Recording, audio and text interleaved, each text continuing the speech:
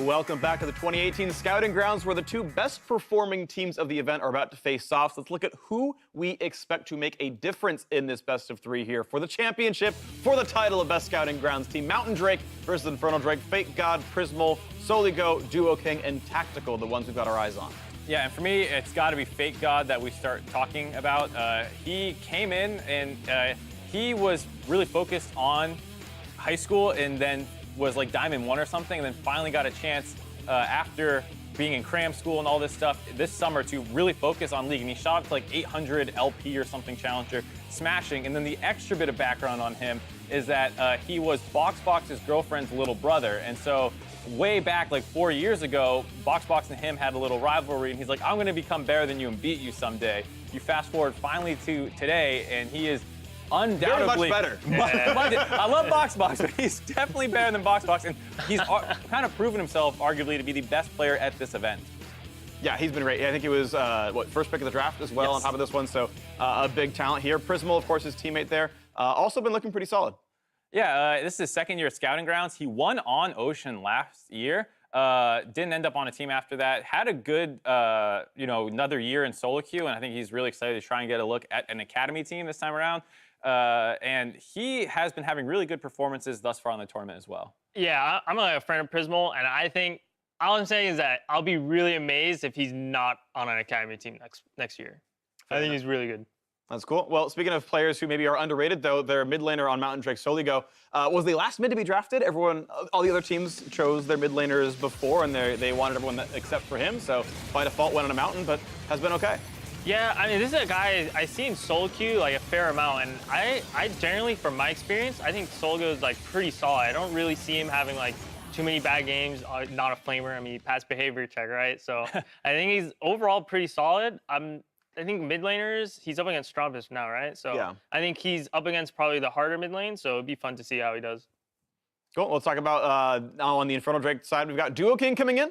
Definitely wants to sort of carry through bot lane, known for like the Sonas and whatnot, trying to bully out here. But as you're mentioning, passing behavior checks, so he's here now and hoping to make a name for himself. Yeah, we'll get this one out of the way. One time, this is the solo queue player formerly known as Consensual Clown. Has a pretty well-known reputation, but infamous, we'll say. A little infamous, yeah. But he's definitely a really, really good player, and a lot of people are very excited to see what he can do now as Duo King, and he's been one of the main focal points for the team Infernal Drake. Yep, and of course, Tactical, his lane mate there. That's going to be one to watch for. A really young player coming in, and hoping that the bot lane can be exciting here. Yeah, they actually took their bot lane 1-2. I think it was Duo King first, and then Tactical. Might have been Tactical than him, but it was the number 2 draft pick. Hello, Prompter. Yeah. Well, so they picked him right away, and then on the second round, they picked up Duo King. Right. So their bot lane has been the focal point. He has a very large champion pool and one of the youngest, and is the youngest player at the event, like you're saying. Yep. So he's someone people want to get their eyes on. Usually, people focus a little bit more on unknowns in the Scouting Grounds. Fake God, another one that was relatively unknown and was snatched up first. So you get to see that. It's going to be fun to watch for it. Now, as we go into the match, Ovally caught up with Danon, the GM of the Golden Guardians, who shared what he's looking for on Team Infernal. Thanks, guys. I'm here with Danon, one of the coaches for Team Infernal. Tell me about all of the hard work that you and all the players really put into this week. Yeah, absolutely. So this week's been a bit of a grind, but it's felt great. I think it's really interesting because these players don't sit at home playing scrims all day like we do.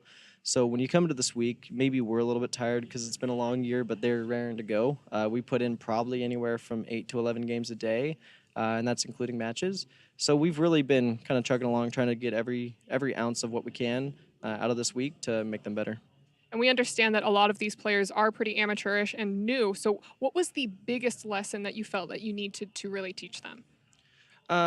It's really interesting because traditionally when we come to Scouting Grounds, a lot of our focus is on communication. Traditionally, the players come in very quiet. They come very solo queue-esque. But that's actually not been the case this year. I think with our player draft, we really were able to kind of like knock that out real quick and have players who can communicate well. So we've actually been focusing on making sure we shore up our early games and making sure we just get ourselves in good position to not have to come back in a game and be able to like hit 15, 20 minutes and feel like we can just take our stride and start taking over the game. You've played dozens of games with these players now and watched them through their scrims. Where do you think Team Infernal is going to shine? Definitely what I was kind of referencing in the last question. With regards to the early game, I think we're poised to be really dominant early in pretty much every game. And I think as long as we continue to keep that trend like we have in our previous matches, I think you'll consistently see us hit that 15-20 minute mark where at that point you can see our confidence spike because we made it and pretty much take over and run away with it. And for most of our viewers, we've never heard of these players before, except for maybe seeing them on the Challenger ladder, a stream here or there. After today, whose name do you really think is going to stand out? It's really interesting because normally you have like 1 or 2 power players that you're really confident in, but honestly, I can say we're pretty confident in the entire roster. If I had to pick someone, I would definitely go with Misty Stumpy. He's just a mastery of champion pool, especially on the current patch, and just the capacity to really take over and run away with pretty much the entire map as long as we give him like a solid lead into the early game. Danon, thank you so much. I'm wishing you and the team the best of luck. That's it for us here. Back to you. Thank you very much, Ovalia. Welcome back, everyone, as we gear up for the Scouting Grounds final. We're jumping into our second match of the day as Team Mountain takes on Team Infernal. Last year, the 4 players for the winning team were drafted onto LCS teams, Irene. So certainly looks good when you win. Yeah, the one who wasn't, I believe, was Prismal, who's on Mountain. So he's in the finals once again. We'll see if he has a good performance. And like Otto was saying, he's somebody who definitely is at, almost at that level. Question is he academy level? But we'll see here today with all these players. Well, we'll find out in just a minute, but we'll dive now into the starting rosters. On the blue side, it is Team Infernal. In the top lane, Misty Stumpy. In the jungle, Sir Kenji. Mid, Strompest. Bot, Tactical. Their support, Dua King. And coaches, Inero, Invert, and Cubes. They have 3 people on stage. Oh yeah, as many coaches as you could possibly have. And on the red side, it's going to be Team Mountain. In the top lane, it's Fake God. In the jungle, Fragus. Mid, Soligo. Bot, Prismal. Support, Call, Lin. Coach, McScrag, Joseph Jang, and Demonte. Yep. Brought 3 themselves. Yep, Demonte hanging out. Maybe that's the secret to making finals here at Scouting Grounds. You gotta have all your coaches on stage. Yeah, and look at that. Oh, who's gonna take care of draft at that point? All of them simultaneously? I cannot imagine what it is like trying to draft with 8 people talking. Actually, it'd probably be very hectic. Yeah. And we could barely manage it with just 2 people talking here, Pastry. So, wait. Oh, uh-oh. Okay, anyway. But let's talk about the players, though, on both these teams, because Mountain was the team that was impressing. They were 4-0 until yesterday, where they had an 0-2 day. That day was pretty rough for them. They lost to Cloud, but they also had a 3-game series against Infernal, the team they're going up against here today. And Infernal are 5-1, with their only loss being early on up against Mountain. So for both these teams, they pretty much have taken care of business against Ocean, who just won that last match, and against Cloud. But it's just against each other where they've had this back and forth. I just want to point out that I believe that was Demonte's pep talk, so very curious to see what he has for the players. But again, someone that's kind of been through the system, right? Was an academy player and a standout one at that for most of the spring this year. Then come summer, he's still playing in academy, and all of a sudden gets moved up into the main team there on Echo Fox. So certainly someone that has been through the system before. And for some of these players, or in their minds, hopefully all of them, they're kind of on the precipice of moving up in towards competitive. Yeah, exactly. Everybody has those aspirations to make it towards the top.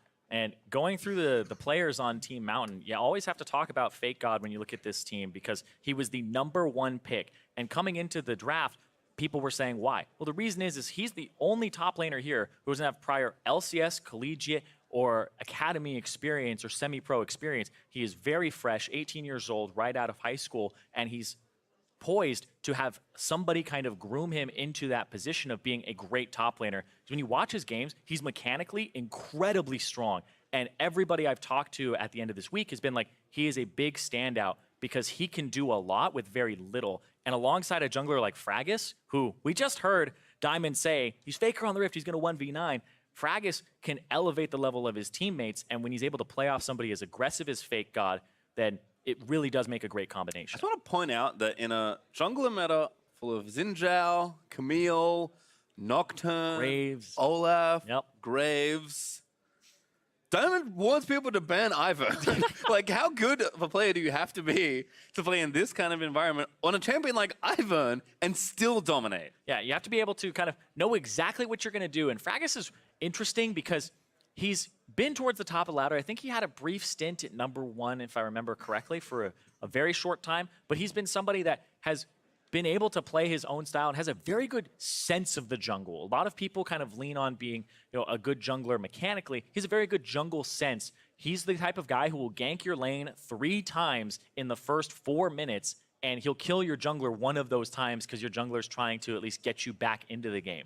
So we've seen that here multiple times where he's not afraid to put the dagger in and twist it and keep twisting it instead of just saying, my job is done in this lane, I'm going somewhere else. He will constantly berate a lane and just barrage it with ganks. And on the Infernal side, I think also looking pretty strong in that top half of that. Misty Stumpy, finalist in Collegiate this year in top 8. He is someone that has just, you kind of heard it from Dana, he plays so many different champions at such a high level. Yeah, I love Misty Stumpy. He's honestly a big role model in my mind because he actually plays with a disability. He has a hand that is a bit of a stump, and that's where his name comes from. But he plays mechanically intense champions. He was playing Yasuo in Collegiate in the for Columbia College, and yesterday he played Vayne top and popped off on it. So this guy is able to mechanically navigate, and even Danon was saying it, he's somebody that you have to watch out for. So this top lane matchup between Misty Stumpy and Fake God is something that I think is going to be a complete treat today. Have to agree. Also, mid lane, something good to watch on both sides, Soligo and Strongpass. We kind of talked about it, like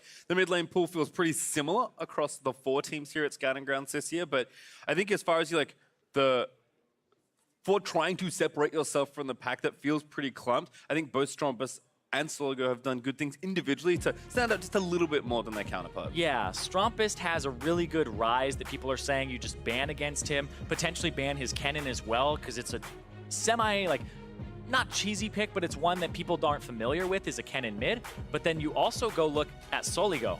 We talked and just saw Fire and Julian against each other, control mage players. Soligo there's concerns about his control mage champion pool where he's playing Aurelia, Aatrox, and Akali a lot, and he's very good at those champions. It's just, can he branch out from that? Because he has the mechanics, he's able to play the assassins and has that game sense for it, but is he able to play the other stuff is the question. We already see the Aurelia ban here from blue side. Yeah, I think the cool thing about a lot of these players is this is the kind of meta where if you have mastery over a lot of different champions, there are so many different picks and strong flex picks that having mastery over your champions is almost never felt as important as it is. So again, you're trying to impress, you're trying to get picked up. This is the kind of environment where you can really shine. But back to the draft, as you mentioned, Lucian, the final ban there for Infernal, joining Nocturne and Aurelia. And there's Akali and Tristana, interestingly, for Mountain, with 1 more to go. Yeah, potentially, I don't know if they would ban the Aatrox here or the Urgot. This feels like you might go after a support, throw another band in there. But maybe even something like a Xayah, because Xayah jumps up in priority with the Lucian and the Tristana taken away. With the LeBlanc, so it's kind of pinching that pool a little bit more, but it seems like they already have something in mind here. And the Victor flex. I mean, I was going to say they banned 3 solo laners, generally 3 mid laners, but Victor is probably the best power pick still left open with so many of those strong champions taken away. So an easy pick either for Misty or Stromp. As there's Braum.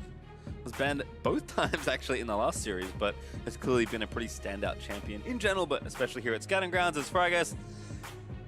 This is what I would be afraid of. Yeah, he got Xin Zhao. We didn't see a Braum or Xin Zhao last series, but it was mostly because the Xin Zhao just wasn't picked, but the Braum was banned away. Braum, very good aggressive and defensive support that enables your team. And then Fragas now has options for level 2 ganks, mixing up his strategies between games too if he gets the Xin Zhao again. But this is one where he can be very aggressive early, and you have to get something like Camille to answer a potential level 2 gank so that they'll take here for Sir Kenji. And some people might be familiar with Sir Kenji as more of a support player. He plays Phil at the top of Challenger. So when you look at his solo queue, a lot of it is mostly support and then a lot of jungle picks in there. When they looked at, there's only 4 spots for each role, right? He was the number 4 jungler, but he was like the number 6 support. So even though he main support, there were more support players that had higher LP than him, so he couldn't get in as a support. So he's playing jungle here, but he does play both roles proficiently. And I think some people have been like, hey, what's this guy doing here? Well, he's in the finals. That's what he's doing here. So has a chance to prove himself against one of the players that has looked very good in the jungle on the other side. Camille was joined by Urgot, so Still some flexibility, but solo laners are sort of revealed here, at least from Infernal. And looks like Aatrox will round things out there for Mountain. Do not want to lose a power pick here as we move into phase 2 of bans. Yep, welcome to the Nebulous Draft, where you don't know if the Victor is top, mid, you don't know if the Urgot's going in either of those roles either, and then the Aatrox is the pick here to match, where you can put it in the mid or the top. But like we had said, Soligo very good at the Aatrox himself, but Fate God can play it as well. So I think what will happen here is Mountain will save their top pick for very last. They'll pick their AD, they'll pick their marksman next. And then they'll go ahead and round out with the counter pick in the very final portion. I don't think it'll actually matter too much in that regard, though. So come to think of it, they could actually save it for later. I like the Jax ban there towards Fake God. He's actually played Jax into Victor. And even though Victor is a matchup where he takes Kleptomancy and just bullies melees out, he was able to win that matchup and smash the Victor, because Jax is his most played champion in solo queue, and it's one that he will... His counter strikes, I always feel like when I watch him, they're a little bit larger than mine. It's just like he hits the sweet spot just perfectly with it and knows that champion in and out. There's Cannon Band as well, and 2 supports on the Mountain side with Rakan and Morgana taken away. That does leave Kai'Sa open for Prismal, who will snap it up pretty quickly. And leaving potentially counter pick for the top lane there. Mountain, of course, will have flexibility with that Aatrox. And Infernal, we'll see how they finish off this comp. They need a bot lane by the looks of things, so see what they want to take here. And Xayah makes the most sense for safety. Fits the meta. I would say it's Xayah or Sivir, but I don't think they need a Sivir here for the composition. They don't really enable too many bruisers. It would be the Urgot, but they already have substantial wave clear. And now to round out the composition, I would say potentially Alistar or Thresh here are the two kind of gimmies, but it is Duo King. Exactly. Those are not champions you generally associate with this player. Yep. He is the man that plays that champ right there. If you do not know Duo King, formerly known as Consensual Clown, will play Soraka. If you've ever looked at a Sona guide at high elo, he's the guy who was like, yeah, you take tier on Sona and you get a Lich Bane and you carry the game. So Consensual Clown was his name before, but now he is Duo King. And like Danon had said, they'll probably win the early game. It's because he is the perennial play for lane support here in Scouting Grounds. I think you put it really well when I was asking you about it. It's like, hey, this guy's playing Soraka, what's going on? Oh, there's Vel'Koz's last pick. We'll worry about that in just a second. Looks like it is going to be Aatrox top lane as a result, so fun to see that matchup play out there. And of course, we still have to see if Infernal want to flex their solo laners around, because both Victor and Urgot can fit into these lanes. But you described him as like a defensive player that plays to win lane, right? Like you play safe, but you still play to win lane. Yeah, like there's two things that he will really go after. It's the Rakan and the Soraka so far, where if it's a lane where you can just survive, then he'll play the Soraka and then they'll win lane via like kind of out-manaing you, out-trading you over time. And then if it's a lane where he has to be responsible for the engage later, where they don't have a Camille or anything like that, he'll play the Rakan. And people have been learning that about him slowly but surely. He hovered the Sona, but I don't think he's played it yet in the Scouting Grounds. It's been pretty much alternating between Soraka and the Rakan back and forth as much as he can. No, it does have Soraka this go round. It looks like we are finished off with the solo laners locked in. They will be as they were in the champ select, so Victor top lane, Urgot mid, and Aatrox, as we saw before, top side there for Mountain.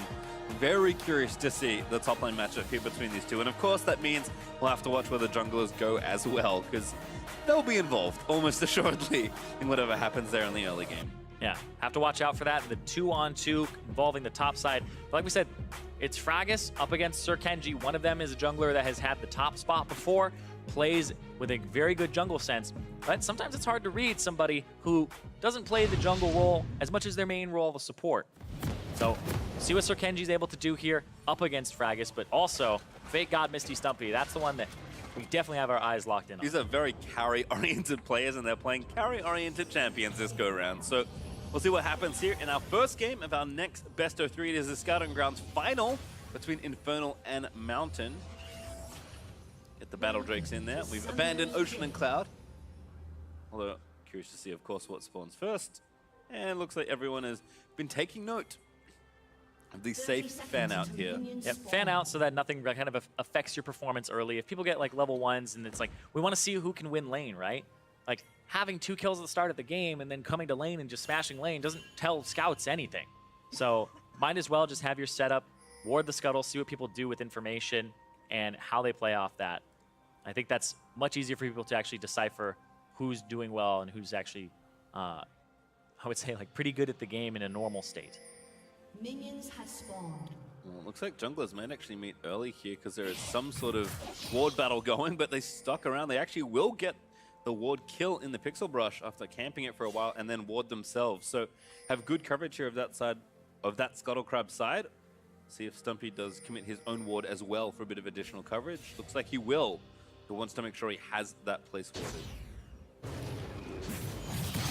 So they got that early ward kill, tiny bit of experience over to them.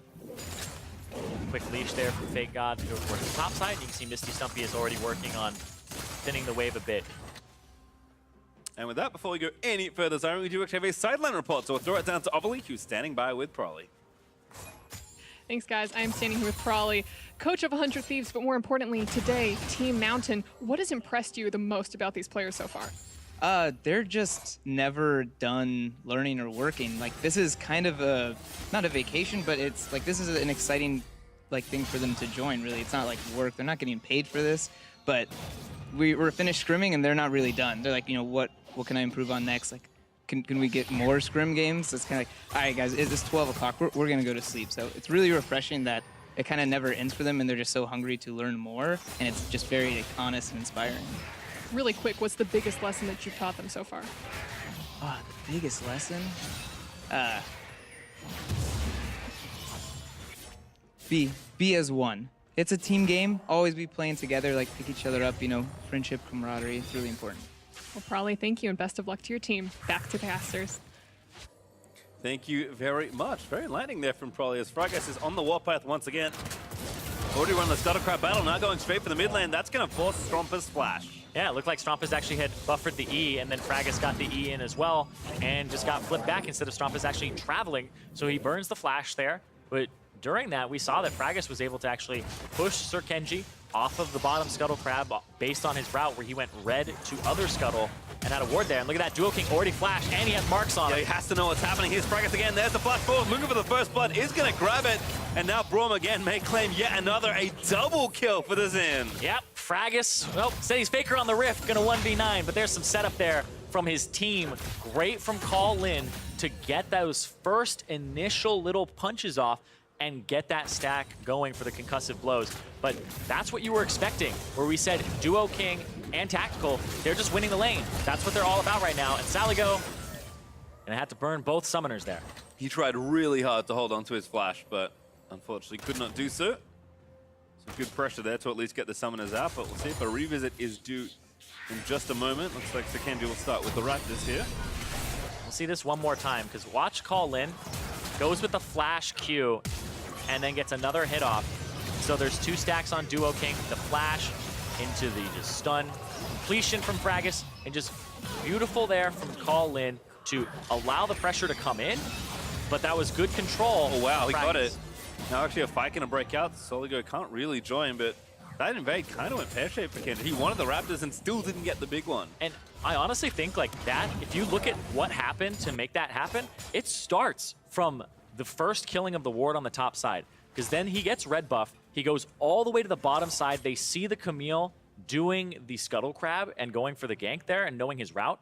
They take the Scuttle Crab away. This forces Camille to go top side to get her red and Scuttle Crab because she hates doing multi animal camps, like not killing the Raptors, the Krugs, etc. Like before you have your Hunter's Talisman, it really is terrible. So I like that that was all set up there, but it's also the lane that wants to play aggressive. It's a double range lane with a Soraka with Aerie that wants to go after this lane with the Braum and the Kaisa. So this seems like a well thought out route / game plan from Fragus, where he was gonna start top, go immediately to bottom to throw off the enemy jungler, and then take over the bottom side and section off the map and make that play happen, because the bottom lane with Soraka, you want to push. Exactly, and it's not the first time I've seen this happen from Fragus. I think it's a hallmark of a strong jungler when you continually look at them play and you think to yourself, man, that guy was really in the right place there.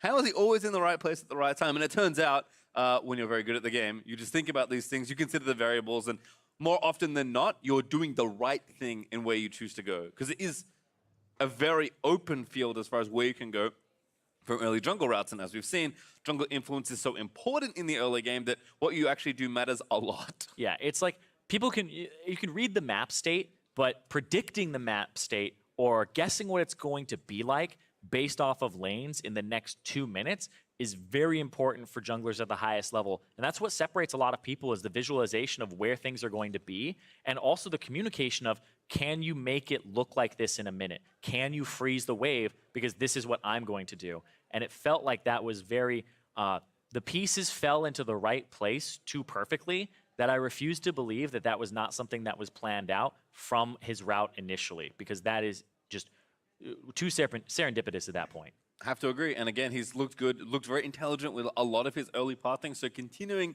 to look good there. To have a pause, as I'm sure you all are aware, Colin apparently cannot see the bottom of his shop screen, which is a little awkward, but hopefully we get that fixed up ASAP and ourselves back into the game. It is interesting, though, that, I mean, I guess we could have expected it given how much we've seen and heard from Fragis, but all of a sudden, like, we were expecting maybe the top lane to tip the scales a little bit more, but we haven't seen them just yet. Really, early on in the series, it does feel like it's very jungler-centric. And I think maybe that fits the metagame as well, because junglers, there are a lot of aggressive junglers that are strong that you can play, and the things you do early, as always, matter, but they matter, I feel like, even more given the current jungle pool. Yeah, and also Sir Kenji, you know, he's a support player, but also he plays jungle at the high level as well, like we were saying. But the junglers that he would play are kind of like Sejuani, more defensive junglers. It's not like all about the Camille or the Graves or being up in people's faces, those high mechanical junglers that rely on skirmishing. It's more the team fight oriented, I'm helping supportive junglers, and those are not in vogue right now. They are completely, pretty much out of the meta. You'll struggle to find one, and I think that would be Gragas, who would be like the highest up there, where you have, you know, a little bit more tankiness and durability in the mid game. But Sir Kenji versus Fragis, this becomes kind of a difference in styles too, and how they play the game, because Sir Kenji is definitely a little more defensive in the way that he plays, whereas Fragis is very aggressive, reads the map and predicts what the map is going to be like and kind of sets things up. So it's going to be a matchup where I feel like Fragis with those 2 kills is going to be able to get a lot done with the map. Have to agree, but to Kenji's credit, you know, I thought maybe he'd fall back on some of the more utility junglers, but has been playing to the meta. Again, because so much of this event is trying to prove yourself to the people that are watching you very closely. But we are going to pop ourselves back into the game. Prismal hanging out right now, but not solo for too much longer. Fragis picks up the blue buff and runs left side. Runs left side, potentially to go into the jungle and place down the ward. And he's going to wait for that Scuttle Crab, because Camille's love Scuttle Crabs, so you want to be able to take them away as fast as possible. And this gives you more vision on the bottom side, which is where he's been playing. And Duo King without Summoner spells, if he's going to push up, it's going to be so hard to do so. And now he's going to sweep and go. Oops, spotted Sir Kenji there for just a quick second, and that's going to make him back off. No, but still gets the requisite information. Is going to be spotted now by the Scryer's Bloom. Can see that ward, though. Maybe hoping to take that one out. He's going to move in and chop it down. Defending his own simultaneously. And Saligo, with that level 6, they're going to push in, thinking that he has pressure. So yeah, just gets to see that the Raptor camp is down, and now he'll go back to clearing his jungle. And you can see, like they were saying, or like Otto was saying on the desk, jungle just completely shifts. Like, it's a carry-oriented role in solo queue. And then now in the meta, you do play carries, but at the same time, you can't just AFK farm. It's about being active, supporting your laners. You can't just keep going and doing Krugs every single time that they're up and having your jungle on cooldown just to try and get ahead of the enemy jungler. Sir Kenji gonna roll away, and they'll save that control ward that'll regen. Yeah, another good bit of team play actually from Mountain. Had the bot lane push, moved in to protect that control ward, knowing that Kenji was looking for something around the other side. This has interestingly isolated the top lane. We'll pop back there in just a moment. Stumpy has his Hex got upgrade #1 finish versus the Warhammer there from Fake God, and in a matchup that we haven't seen that much of, at least in recent memory, the 2 carry players are going blow for blow right now, at least as far as the CS goes now. Klepto is going to tip the scales a little bit in Victor's favor whenever he does get some bonus gold, but again, Fake God, even in matchups that you would expect him maybe be not as good, he is performing pretty well. Oh, this might be another stun on him. Yep, does land a stun, going to go in. Good block there on the W, but it's not enough. The Ignite will pick up the kill there for Braum. Yeah, fact that he doesn't have his flash. As soon as they land the Q, that was Call in going for kind of a fake out there. It looked like he was going for tactical, and then he just shifts to the side, puts the Q on Duo King, and is able to just land it, and they're able to deliver it. Going after the Soraka, focusing that one first is so important. And you were talking about like a matchup that you will typically lose. That's something that you have to watch out for here, because like I said, Fake God knows how to play those Jax matchups into things like Victor and the Aatrox matchup as well. These are not simple matchups to play. You can regen a decent amount, but you have to watch out for the poke that comes out from Victor in the early parts of the game, because you'll just get zoned off the wave, and right now the CS is even. I mean, yeah, given the relative power of Victor as a champion, which right now is at pretty high, it is impressive. He's, you know what, just give him Victor. I can deal with that. Nope, this is a scuttle fight, and Infernal are actually 3 people here first. Should be okay. Gonna get zoned off here. Can't really get on top of the scuttle to go left. So Kendrick and Stumpy able to make sure they collect it for themselves. And Fake God, the wave is in a really bad spot for him now up against a ranged champion. Right there, he would have really liked to potentially recall during that time instead of having to contest the scuttle. Might actually just have to back off anyway. Yeah, because now he doesn't really get to do anything for the next few seconds here, except go after the control ward and hope that Camille isn't there to gank him as soon as he goes for it. Isn't quite close enough, as we can see. Kenji actually in the blue side jungle right now, and does have now Fragus behind him, just making sure, covering in case Camille was there, which is another smart little dip in. Yep, Fragus got spotted because he went through the Scuttle Crab after going over the wall with the Blast Cone. But this is Fragus actually helping out. This is what a top laner loves to see, is when the jungler will come to help try and break a freeze, but it's just going to be barely enough. I think this will actually slow push back towards Fake God, so now he'll take the recall. Unfortunately for Fragus, he did have to use his flash. Stumpy also used his, but I think the chains were enough to not need to flash. Maybe thought there was a kill on the horizon, but not to be this time around. And tactical, despite, again, Duo King having some struggles in the lane, is just fine as far as CS goes. Probably expected in this kind of matchup, but still good to see the lane staying afloat, although that early gold will eventually become something there as Prismo and Colin build up that advantage and spend that extra gold. Velcos though hanging out. Seen a lot of Urgot mid today, curiously. Yeah, it's a good champion, but he's got Cole in this matchup too to try and spike himself for later. But Fake God, yeah, just wait for the wave to come in, and he'll just clean this one right up. Because he was slow pushing back towards him, decided not to go for the recall. And Fragus on the bottom side of the map, so yeah, now he definitely has to play defensive. Yeah, level 6 for both junglers as well. There's an ulti from Stumpy, knows that he can pressure him down. Maybe even force out an ulti, good onboard dash, so gets him out. But this kind of sucks for him, because now he has to recall and TP back in. He'll miss, I think, maybe one minion and maybe the cannon on top of it. But it does get the TP out of him. Yep, gets the dirt, goes back. Now, second upgrade there for the Hex core as well for Misty. Is Kenji also able to get the Rift Herald in amongst it all? So we are playing pretty split map at this point. Fragus's early attention went bot side. So trying to utilize Victor's advantage there, although it looks like a Drake will be started. Mountain again, trying to make sure they don't fall behind as far as overall map goes. Wanting to trade, at least trade objectives now that the Rift Herald's gone. Be okay to do so as well. Bot lane from their early advantage, able to push up pretty comfortably. And he's probably just going to have to play to that bottom side right now, because I'm looking at Misty Stumpy. Q max first for the Victor top instead of the E. Not worrying too much about wave clear and shoving the wave over and over again. It's more about the trading power for the top laners. Already has the Q and the E upgraded. And this puts Fake God in a position where he just has to kind of sit back, wait for the wave to come towards him, and as soon as it's at this 3/4 place, this is one of the worst places to have the wave as a top laner. It just means you gotta sit around, don't get greedy for the CS, just get the experience, take the L, especially when you don't have really deep vision either, because then you don't know if the jungler is there. And especially when your jungler's playing to the bottom side, so he's doing kind of a great job in a bad situation right now. Which I think is very impressive for a player that is clearly very talented and is probably used to just outplaying people a lot of the time, right? To have discipline to be like, you know what? this is a position where I have to actually play back instead of try and outplay you and do something silly. So good to see him showing some resolve as Fragus absolutely shows himself in mid, but is covering the wave right now. Might as well take a few while you're there. Yeah, why not? Just go ahead, help yourself. Looks like going for a ward there. Strompist is going for a ward in the jungle. Didn't actually place one down on his way in, so a fake that he put a ward in that area. And there's Fragus going to clean up this area. So they're trying to... It's an interesting map state at the moment because Fragus is on the top side of the map where most of the control is from Infernal, whereas Mountain has so much control of the bottom side with their control wards being very close to mid.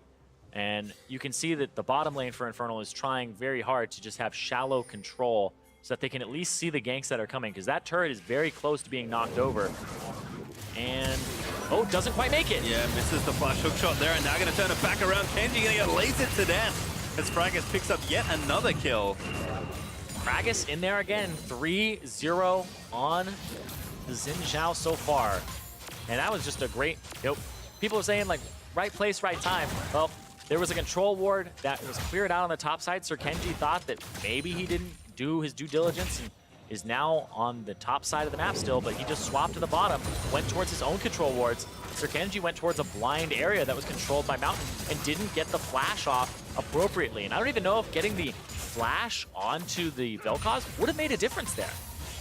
Yeah, hard to say, but find out maybe next time around as Soligo goes back, spends his extra gold, and already has the Twin Shadows finished, is going Glacial Augment, which is something we've seen very popular among the Aries and the Vel'Kozes of the world. It became very popular when people started picking up Twin Shadows again.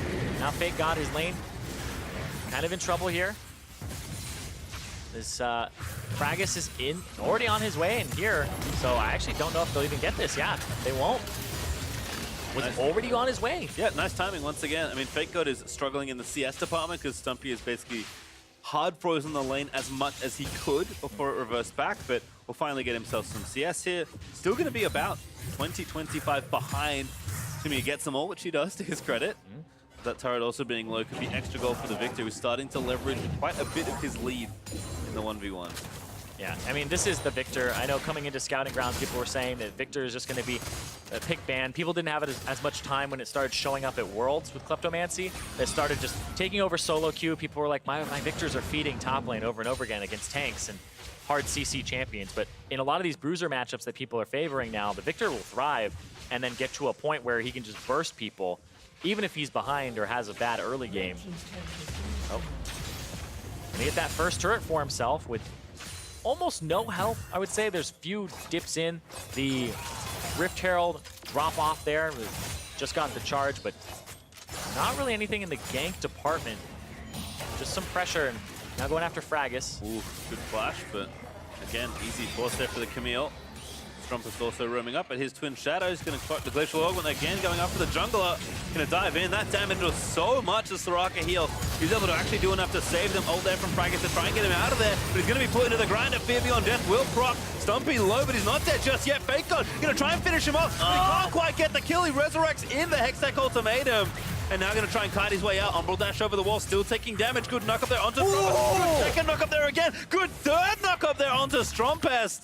And he will actually live. He actually lived. That is nutty that he was able to do that. He gets the interrupt on the Disdain, and then he just keeps him at arm's reach just barely after the slow. So able to survive there. Still, Stumpy also able to survive on top of it with the maxed Q, the shield coming through, and then also the fact that there was a little bit of that Fear Beyond Death fear that stopped him from getting a final auto attack onto Misty. So the ultimate from Soraka comes through, saves Sir Kenji. The Fragus ultimate isn't really stopping any damage here. He gets pulled in, and then the fear stops him from getting that last auto, or at least the Q and flash before, or getting the sweet spot. And then right here, goes over, gets slowed. Ooh, that is exactly what you are looking for there, the 3 knockups. I feel like if that was played any differently, then he would have just dropped there from the damage. Instead, both top laners continuing to show off here in this first game as Fate God actually, again, waiting for his wave. Might as well roam down and clear this control ward out.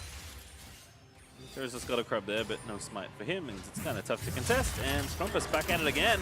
Just saying, no interrupt this time around. The slow will land though after that Q, but Soligo going to protect him with the Twin Shadows. Ghosty's chasing down, but just a bit of damage, nothing too crazy. Yeah, this is getting pretty tanky for the Urgot here. But that's Fragus once again picking up the Infernal Drake for his team. It's a 2,700 gold lead, but they have an Ocean, they have an Infernal, they're about to get this turret, even though the first turret went down topside. And now Sir Kenji, he's dedicated to that topside. He just got the control ward. They are trying to pressure Fake God very heavily in this matchup here. And in fact, they'll move in to try and take down this turret. Misty Stumpy working on an Iceborne. There's 3 people on their way top lane here. 2v2 though, Tactical taking damage. Fake God again, trying to kite his way out of there. Gets resurrected, Victorot still chasing him, still in a 1v3 situation. Fake God can't get out of that one. Misty Stumpy with an auto attack, able to clean that up. Yep, just trying to be like, all right, you know what? We're just gonna focus this guy down. But simultaneously, they're gonna lose that mid turret bottom lane, and they're gonna lose some damage on that mid lane as well. And this is actually, I think, a better trade overall for map pressure for Mountain because of the fact that they get to control the bottom side jungle here for just a little bit longer, and we'll see if they're able to do something with it, because ultimately it's going to be a kill and turret swaps. Yeah, we were talking about how the map was split before. Now it's like really split. Yeah, it's really split, and this is where whoever gets to the long lane, Oh, yeah, dead, just barely with that proc coming from the Vel'Koz passive. Can't save you with that one. The Soraka can't heal herself except the ulti. Threw it down, wasn't enough. And didn't have the heal available from Tactical. So as soon as you get that first hit confirmed, the rest of them are just going to be easy to throw down. And if you cast your mind back, Submarine, we've done a lot of this today, but think about, you know, the classic lane swap, splitting the map and making it very long. We'll talk about that in a second though, because the down dive is coming into mid lane still. The Featherstorm out from Tactical. Could maybe save him, but Fragus diving into the backside as Fake God takes down Kenji. Strumpus now caught under his own turret, but the Mountain will retreat. They pick up 2 kills, and I'll say that's more than enough. And once again, Fragus goes into the back line, starts just wreaking havoc, and he's doing a great job on this Xin Zhao, and he was focusing the bottom half of the map.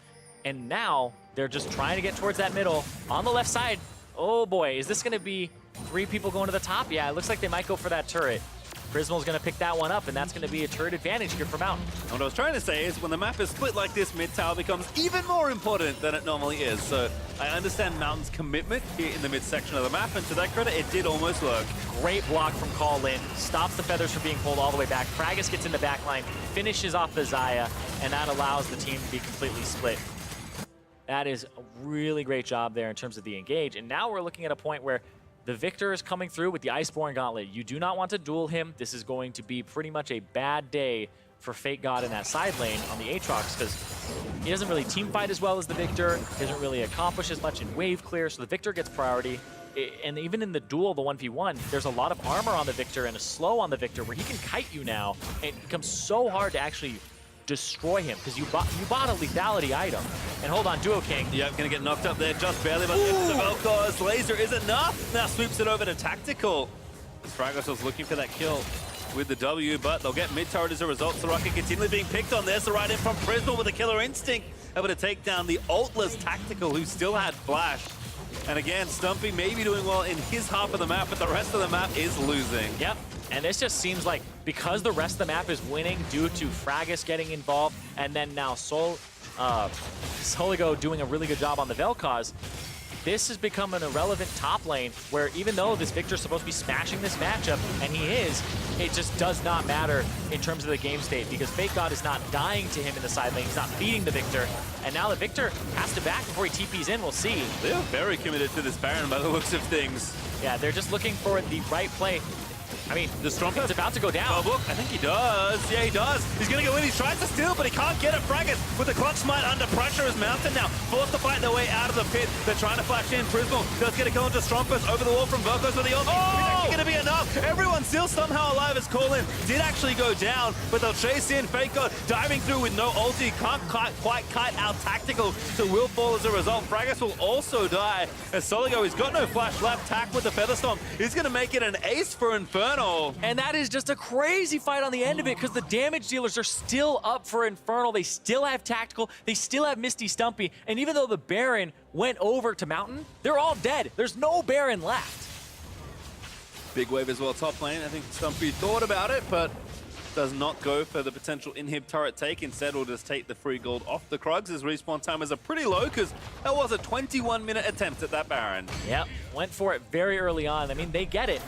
It goes down, but it's enough time for the Victor to get in here afterwards. Oh, very close with the flash.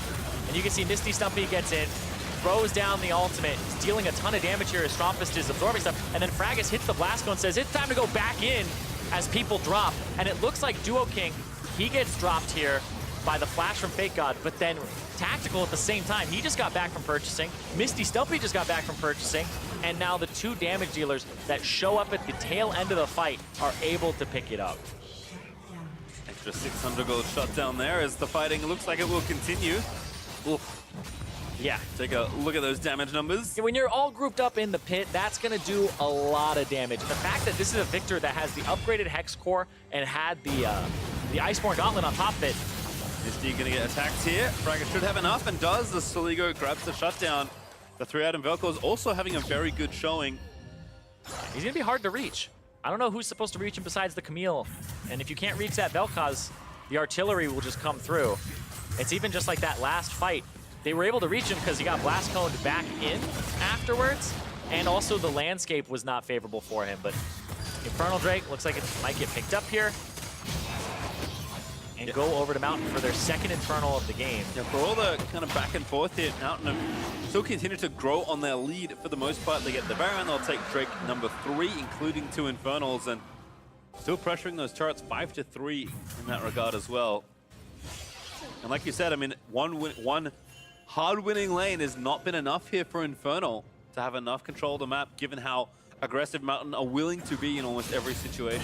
Yeah, it's the conversion of that lane that has to matter here. Like, that fight, when you finally get to group up with the person who's fed and they're a decent team fighter like a Victor, like a really good team fighter actually, then it's what you want to lean on. You don't want to have the Victor split pushing all the time anymore. You have to have him involved in these fights. And so it becomes a question of how much can Fake God pull him to the side, threaten turrets. So Fake God's almost going to become like the bait for the rest of the game to try and just pull the Victor to the side and threaten turrets and say, okay, you're wave clearing against me, you're not wave clearing against the rest of my team, and then they can go for picks with the Vel'Koz, with the Xin Zhao. And again, credit to Fake God for just accepting his job. Like you said, he cannot win that 1v1, but who else are you going to send that's going to do any more than the Aatrox could? So again, just accepting the CS deficit, knowing that, you know what, if I get in a fight, I can still be relevant. I need to be tying up this guy's time in a side lane, at least when I can. Yeah, because I mean, the Aatrox is not as potent of a team fighter as the Victor, so it's just way more worth it to have a fed Victor that can team fight, like being pulled away by an Aatrox that is not as good in those big fights. Now they're gonna get Strompist here, who has the Ghost. Let's see if he knocks him back. Ulti? Yep, Fracas ult him back. Chains don't quite latch, but still have enough CC. The knockup lands. Strompist no flash, and he's dead. Kill again over to Fracas. Yep, gonna be 5-2-4. It's a day where one of the junglers does amazingly well in scoreline, the other one can't seem to get a kill or a break. I will say, I think Fracas has collected more kills than necessary. Hey, but as a jungler, I feel attacked. It's like that mid game where you're just like, oh, if you'd only given the kills over to this guy. I'm like, I'm 13-2, man. They got the kills. That's really honestly all that matters. But but they're gonna keep. I appreciate his love of security. Yeah, exactly. Well, let's see what the response is, because like now the Victor's split pushing because he can't really get anything else with the other person down on the map with Strompist not available. There goes the turret. Fake God is gonna kind of go between the mid and the bot. Oh, goodness gracious, goodbye, Duo King. Such a good combo. Make it to his Kenji falls as well. And Victor, he already hit the recall button, but he's far too late to this party. Ah, man, this is just one of those situations where a lot of the times top laners, they're like, what am I supposed to do? I'm not going to stop them sieging. In this case, I actually think a Victor would probably maybe stop them sieging with the wave clear he has. It's unusual that the top laner is a control mage like that too, right? Because a lot of the times, like, what is the Jax going to do? Just wait for them to take the turret and be back with the rest of the team? It's like, actually, the Victor probably has a good chance of stopping the wave, but nope. Decides to keep pushing, doesn't even get that turret. So they lose 2 turrets on the top side and the inhibitor, and they don't even get that one on the opposite side. And you can see right here, like, a Victor would have been fantastic because then Tactical doesn't have to step up. Duo King just gets bopped, completely destroyed. And it's just pretty swift work here, too. That was a very quick engage while the Victor was off in the side lane. Yeah, Vel'Koz is a gross champion. When he's played correctly, absolutely. I think for all of the attention we've put on the top half of the map for Mountain between FakeGod and Fragas, who, to be fair, have had a good game and a good tournament, this Vel'Koz is doing so much work to bridge the gap between those two. As FakeGod in another 1v2, flashes out of there for the first time. See if he can get his way out, but no, pulled back in. Is now going to resurrect, but a little closer to his enemies, unfortunately, but Fragas might be able to save him. Munches forward, Stumpy will get the kill, but the team is here again to collect their prizes.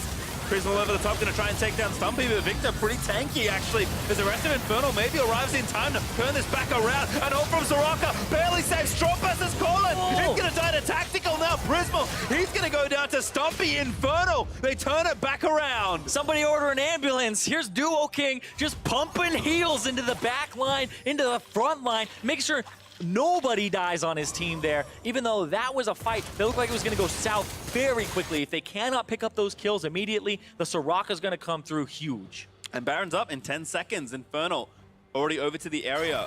Going to try and at least take down the speed shrine, but perhaps more on the horizon. There's a TP in. This is a pretty heavy commitment to the objective. Man, you can be 1-6 on this Soraka, and the most deaths in the entire game, and you could still be a menace to the team fight if you are not focused down. All right, so how does a flashless Fragas get into this pit? They're going to start on Stumpy, going to try and take him down. He's the big raid boss that gets the kill, but the Vel'Koz just dies to the Victor ulti. That's going to give them zone around the Baron. Fragas cannot get in the area to steal it, so they have to concede it. FakeGod going to get chased down by Stumpy. Dodges that laser very nicely, pulled back by the chains as FakeGod is going to dash over the wall and try and get himself to safety. He will live, but you said it, Stumpy groups with his team and they just start hammering these fights. Yeah, I feel like all Stumpy has to do is run up in the front line, Q constantly on cooldown with the massive amount of CDR that he has, and just shield himself, run around, slow them down, and then when he does take damage and shields himself, he's just getting heals from Duo King. That was him on the front line, and he killed Soligo by himself with a little bit of assistance there from Duo King, just helping him out with the healing, but that is huge if the Victor is able to be a frontline tank like that and just skirt the fight. And we'll see that one more time. Right here, though, this is where FakeGod, he's putting the moves on, gets put in the meat grinder, almost gets away, but gets killed by the last little portion there. At the end, ultimate comes out from Fragas, and then Strompus starts getting low after this, and Sir Kenji's low, gets healed. Duo King throws down the ultimate, saves Strompus just barely, who walks away with a shield, and then the flash for the heal onto Stumpy, who just flashes for the final little blow there. But he was on the other side of the fight without much assistance from Duo King almost the whole time, and he's able to just get a little bit of help because he's fed, and the Soraka's just gonna make that even a bigger issue for the enemy team. Yeah, we introduced you earlier to Vel'Koz. Here's Victor, also a very good champion. As Stumpy is starting to show off as he's joining with his team. Reminder that there are still super minions pushing into this top lane, but Infernal do push out that lane, and I think FakeGod spent his time pushing that one out, although do have to regroup because the mid lane outer is still up for Mountain and is currently under attack as Infernal did grab the Baron as well after all that. Tactical knocked up though, but Duo King gives him all his health back. Yeah, and it's absolutely necessary too, because he took, I think, almost 800 damage there, and they just had like 400 plus heals pumped into him very quickly. And you can see Duo King has gone for the Mikhail's, which has 15% heal and shielding power, and the Ardent Sensor, which has an extra 8 on top of it. So he's going for the healing and shielding power for his items. He doesn't care too much about like redemption or anything like that. He's going strictly for having more of that healing. Looks like it's working out so far as Infernal still continuing to pressure here. They've got one turret. They're going to try and take the second here in mid lane. Mountain just trying to wave clear as best they can. Vel'Koz's not bad at that. There's also pressure building in the bot lane with the minions from Mountain and still the top lane with the supers. Yeah, not anymore though, as the inhibitor just respawned. So now it comes down to who can find the engage, how do you get it, and it's a lot of this setup because this Baron on for 40 more seconds here. Yeah, they have plenty of time. I believe there's at least 1 or 2 supers still in the top wave, but again, they can take down the turret. Use their maximum amount of Baron as Tactical shrugs off yet another bit of lasers thanks to Duo King's heals. 400 heal every single time, so you have to be able to deal more than about, I think it's like 300 DPS to him. There's a 1.4 second cooldown on that heal. see Big Wave finally crashes. They use the last of their Baron buff to speedy recall back to base and clear out this wave. There's that super minion we thought was there. Duo King actually gets most of them down by himself, and Tactical make sure he gets the rest. The game's pretty much reset at this point. Mountain's still up, but by only 1,000 gold. Yes, they have an inhib to attack. Their map position overall is a bit more open, so they have a few more places they can go to try and start something. But as far as the game state goes, it's going to be very even as we roll back around to the Elder and the Baron spawns. Yeah, and then it comes down to where this gold is, because there's a 2,000 or 2.6k gold advantage for Fragus over Sir Kenji, but Sir Kenji, like we said, he's more supportive style, and he's not going to make as much use of that gold even if he had it. Whereas there's, I believe this is a 4.4 thousand gold lead for Misty Stumpy in the top lane. 2 levels up now. The Victor got very fed off of some of those team fights, picked up the majority of the kills because nobody else on the team has kill to their name except for one other person who has 3, and he's sitting on 6. He has 100% KP here on this Victor at 6-1 and 5. When the fight happens, he has to be involved in it for his team to have anything going for them, and he's been doing a major job here for the team in the later parts of the game. So it's the fact that he has been this big boon for them has allowed them to stay in this game. Plus, Kleptomancy is also going to give him a large amount of gold on top of it. Now you can see Soligo is off the side, hoping to pick off a straggler or 2.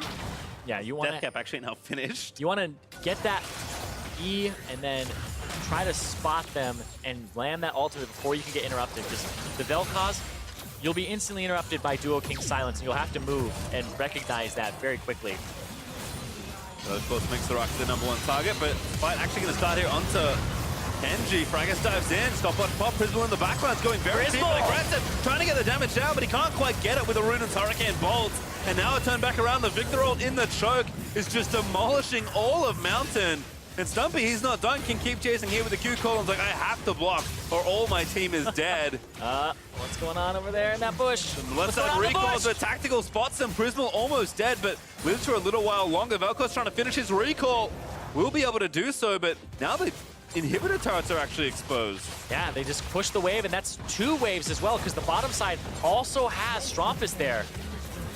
Tower likely going to fall here, but perhaps they can protect their inhibitors. Tactical already finishing things off in mid. Will stay around for, ooh, needs one more auto, doesn't quite finish it off just yet. The minion grabs it, but they flash forward to try and pick up the kill. Duo is still alive, but now Stumpy and Tactical actually on the front side. Stumpy down, that's a big shutdown there for the side of Mountain, but Tactical will live on the other side. It's a big shutdown for them, but it's a little bit desynced with the Elder and the Baron, which are both up in 50 seconds, and so is Misty Stumpy, who will be up in time and has teleport. So whichever one they go for, people will reset on the map right now, pick up some of your buffs if you can get them, and wait for which objective you're going to be going for. We'll see what the call is here, because Mountain, it's a much more effective Elder for them, right? But they do want to pick up that Baron, because it's just the better objective to siege with, especially against something like a Victor. Yeah, and of course to add kind of different problems to the mix, that inhibitor did fall in mid just barely. So there's also that pressure from the minions moving in towards the midsection of the map as well. So we had some speedy-ish games in our last series. This one is going, I would say, late for Scouting Ground standards, given how bloody and fast the games have been. And given that these other 2 teams in the final, this game went from looking like a Mountain Snowball victory to a very close affair. Yeah, it was that 21-minute Baron that they attempted up against, oh wait, rushing in. Yep, Faker goes in, Duo King gonna get sniped by the next Ghost. No, doesn't quite get tagged, but they are gonna try and force the fight. Here comes Victor, though. Strompus dead to Fragus. Mountain gonna try and fight a 4v5, maybe make it 3v5 as Kenji dies there as well. Stumpy with a decent ult, but he can't quite get a pick off, and now Mountain will have 5 members on this next objective. Yeah, but a lot of them are pretty low here. Fake God and Fragus will both have to back, and Fragus is the one who's going to be in charge of getting those smites down. It doesn't have it for this next objective here. And right now, this may actually be just a 3-man on the Elder. Yeah, Elder's very easy to kill. You don't need pretty much anybody to have multiple like tanks or anything like that, or swap aggro. It doesn't reduce your damage. So they're actually going to swap objectives here. The Baron for the team that has so many Drakes, but then the Elder's going to go over to the team that has none. Yeah, 2 carries in a Soraka, more than enough to take down the Elder. So Mountain take the trade. Now again have to go back and fix their mid lane, because there are super minions charging in there as well. And despite the team fight win, Mountain gonna have to see what they can do with it. The Baron as we revisit this exchange once more. Yep, and there's the Youmu's and the ultimate on top of the Spooky Ghost coming in for Strumpus. They kill him pretty quickly, and Duo King not able to get around and pump those heals into him fast enough or hard enough. And Gravity Field into the ultimate. Everybody's getting pretty tanky with some Sterix gauges there for both of the Bruisers on Mountain. So I felt like those Sterix just went away so quickly too. They popped. You hear the animation, you see them get a little larger, but they don't really have a shield anymore. Just gets blown up by the ultimate from Misty Stumpy. I mean, he's just doing so much damage, looking like a death cap as that final item that'll finish off here in a few moments more of farming. But again, everyone's really stacking up and finishing off their builds. It's funny because, like, he only has 343 AP. Right, this build is not about ability power, but hold on. Yeah, Prismal found KG. Great ult there from the Braum to start off that killer instinct. Prismal picks up an easy one, and Mountain again, a 5v4 for 45 seconds with 2 minutes on Baron. And we are 38 minutes in. Sir Kenji has 2 items, boots and pieces, not even the big piece of like a BF sword for moving towards that GA. He has basically 2.5 items at 38 minutes. He is so far behind, and it is something that they're able to exploit. As soon as he's out of position, he is incredibly squishy. Fake God being persistent, trying to move minions into the bottom half of the turret. With the top inhibitor already exposed, Mountain are trying to take the other 2 lanes before they maybe go over there to finish the job. Stumpy again, though, pretty strong, but his team's waiting in the wings. Mountain trying to dip away, hoping somebody stands somewhere silly. And also just waiting for the wave. Turret, I think, will fall on this wave here. Have to be careful. The carries are very strong on the other side. That's going to be Kai's getting blown up. Was silenced for a second by the Victor ulti and couldn't flash out of there. It looked like Prismal just got obliterated. He didn't have flash. It's coming up in 2 seconds here. Ooh. As the white little line that's hard to see in the yellow just ticks right over. So out of position just barely and gets absolutely decimated there. But that's going to be a push now coming through. The Baron buff, they'll have to buff up some minions because they will have supers here. They just got to make sure these things are tanky. Call-In is going to be in charge of that, just keeping the buff on them. Without getting picked off by the 2 carries. Yep, because they can force a fight. You got to find a way to get to this wave. The wave clear would be Soligo. Oh, good ult there from Fragus, but it's defensive there. We'll get caught by a root from Zaya's feathers, but not quite enough. Smites the super. Again, going to try and buy time. Tactical force to flash Fragus. Good heads-up play under the turret. Oh. Now Soligo goes forward. Flash GLP. But there's going to be the dive into the backside. They're not going to quite grab it. Him respawns in the mix of it all. Fakot is able to kill Sir Kenji, but Strumpus getting low. The gravity field pulls Fragus back. They killed the Vel'Koz as well. And Strumpus pops the watch to live a few seconds longer. And now Prismal is up. They went in on the engage just a little bit too early. That was one where they were able to just have the engage happen from Infernal. And he's finds Duo King. He's able to surf over there, but I think he's going to die as a result. He will die to Stumpy. Fake God maybe trying to pull the wave and buy what time he can. But again, the 2 carries here from Infernal. The Victor and the Zaya staying alive. Fake God, he's trying to buy time. He does have ult. Oh, it's GA, excuse me. You're right. Will revive, but it's only in place. Stumpy again going to try and buy time. The feathers will get dodged around, but Stumpy able to finish it off. There's the shutdown. I think that might be it. No one alive from Mountain. It's Infernal with a comeback victory. We'll take Nexus #1. And what a fantastic display there from Misty Stumpy on that Victor. Pretty much the rest of the map looked like it was doomed.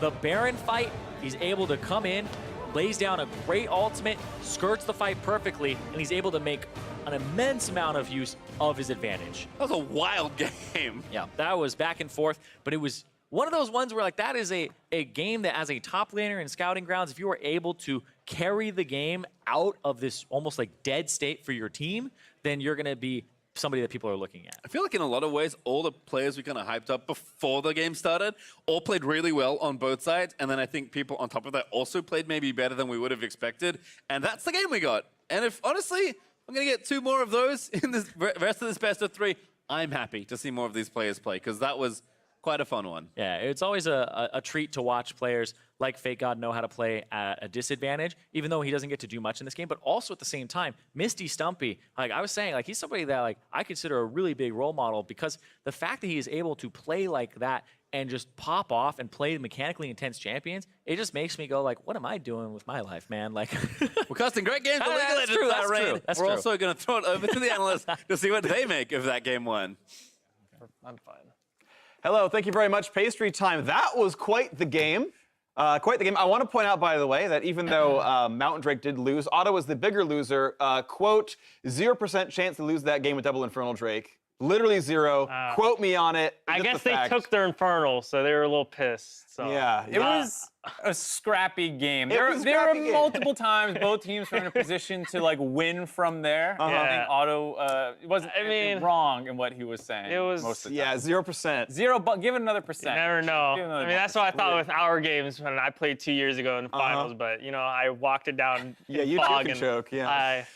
There's always a way. There's always a way There's to always a choke. way in Scouting Grounds. There is. There's a way in a lot of League of Legends games. I've seen crazy comebacks too. We've seen that happen. Either way, comp on the screen. Of course, we have Duo King. I want to kind of point out, right, bringing out his own pocket pick, the Soraka coming in there, which had a lot of lane pressure. There's a CS lead, but gosh, did that get ganked? They got plowed through in the bottom lane really early on. Call in, I thought was really good on Braum especially to counteract that. Got some good flash engages. What did you guys see in this? To me, it kind of felt like top versus bot, where Misty Stumpy with the Victor was able to stabilize from a lot of the things that went wrong in the early game due to the bot lane getting ganked all the time, and a great job by Call-In kind of carrying that bot lane. So it felt like it was those two guys as the main focuses of each team. Yeah, I think for bot lane, like Mountain had Xin Zhao and a Braum against Soraka. It's like, okay, gank that lane, use your flash and hit the Braum key. Like, at least there's that level of communication. It looked really well set up and it was executed pretty well. So I think, yeah, it looked pretty solid. And like you said, it was just top difference versus bot difference. It's whoever could carry the game, basically. Yep, and certainly we had some pretty big missteps. I know at a certain point we'll have highlights of this game where team fights went in weird spots. You talked about the fact that the game was going to be able to be ended, and that got turned around. So this is one of those first fights there. The Q flash, I think, really well timed. Yeah, and then Tactical is trying to like help out his buddy. He's like, oh, Braum's ignited, and then he's like, oh, now I'm dead. So at least he saved his subs. That's I give him credit for that. So that's good. And Yeah. then, yeah, This is a missed Camille E-flash. Yeah, and this is like where it starts getting bad to worse. It would have been a hard 2v2 because they didn't have vision on exactly where the Xin was anyways, and then they also missed the flash. Turns that one around pretty easily, but then things start working back in their favor. At this point, Victor had picked up a couple kills, and people go to the big purple throw machine. And even though they get the initial kills, this is some of that greed coming in where you all flash out, you can get your Baron buffs and reset on the map and have a good time with the people who got out in the Victor ulting. Or you can blast home back in! Hey, we in it. They're going in. And that's a 4v2 right there, but then Xayah shows up. Yeah, the Xayah shows up who was dead until this point. You also have the Victor who was unfocused the entire time, who had just shopped the Xayah as well coming back in the fight, and they get wiped with their first Baron buff. Yeah, I mean, when that happens and Baron's on the map 25 minutes and it's like, okay, next Baron's like 30-something minutes, so it's just like no one has Baron, just 7 minutes of nothing too much happening, and then this right here. This is right before they almost win the game. They actually have really good ward control. You can see lots of, as they kind of zoom out, control wards. 3 in the bottom jungle, 1 in the upper jungle there, but yeah. Oops, Tactical gets caught out and they just turn it around. Yeah, oops into oops. First, like you said, Tactical dying on Kaisa with flash up just gets rooted and then silence. Good job by Duo King. And then here with Kaisa, 5-10 seconds away from coming up, they actually go aggressive instead of just focusing on wave clear. Yeah, Another huge mistake, which opens the game up to get turned around. And lost with a gold lead, boys. That's what you like to see. Yeah. Want to correct myself, sorry, Prismal. Tactical was the Xayah. I'm sorry, the names are similar enough that I confused myself. But yeah, I mean, I thought Tactical, the real one, Xayah, actually had a really good game when bot lane was going really, really terribly. Still had a pretty positive KDA, 4-3-3 before that final fight. Right, had that catch onto the Kaisa, which was really good as well. But yeah, you see like those giant chunks of gold leads. Like that is obviously a throw. Yeah, nothing much. Oh, they got a gold lead a little bit. Oh, there's little bits of blue. Little bit But at there. the end, I'm pretty sure that's still red. Yeah, I think. Yeah. Anyways, if your gold draft's a mountain range, it was not a clean game. But I think, you did see a lot of standout plays from people, which, we've heard from all the coaches and people involved in Scouting Grounds. That's what you want to see. Call-In was someone that was very impressive with both of us, not just in the early game setup on the kills, but a number of skirmishes as well. Yeah, I wonder if he's like in control. It's like, hey guys, like get your pinks, or control wards, even though it's like 40 minutes in the game. It's like someone's still contributing to like vision. I'm not sure if it's him, but for sure his Braum play was like pretty solid. And then for me on the flip side, Misty Stumpy, I think it was like 56K damage. Yeah, that guy is By far the most. It was absolutely disgusting performance. I mean, Victor is a very strong champion, but you got to see what he was able to do with that. Even in a game where things were not perfect for him, like his bot side was losing, Victor does want a little bit of time to kind of bully the top lane, and he didn't get that much time to actually create a monstrous gold lead, and it came down to a lot of late game skirmishes and team fights. Yeah, was able to be an item up on his opponent pretty much by the end of it all. Have heard word Mountain Drake has chosen to stay on red side, their side choice for this game. So much like the previous series, actually, we're going to have the same sides for the first 2 games. And we'll see what champ select looks like if they're going to ban away the Victor, because Stumpy obviously was smashing. And that's probably a champ you get away from him and you try to fight another matchup there. Going to be interesting to watch for. Either way, game 2 of Mountain versus Infernal is coming up, and we'll see who comes out on top after the break.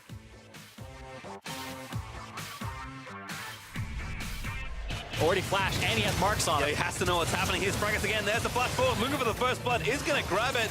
And now Braum again may claim yet another. I can go on this guy. Nice. Can we No, he's going mid. He's going mid. Okay. We can win with Victor. Yeah. You guys win this. I don't think Vel'Koz has flash. Kill Vel'Koz.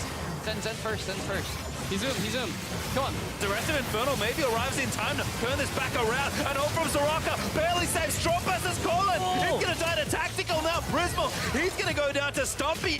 Have to be careful. The carries are very strong on the other side. That's going to be Kite's getting blown up. Stumpy again going to try and buy time. The feathers will get dodged around. But Stumpy able to finish it off. There's the shutdown. I think that might be it.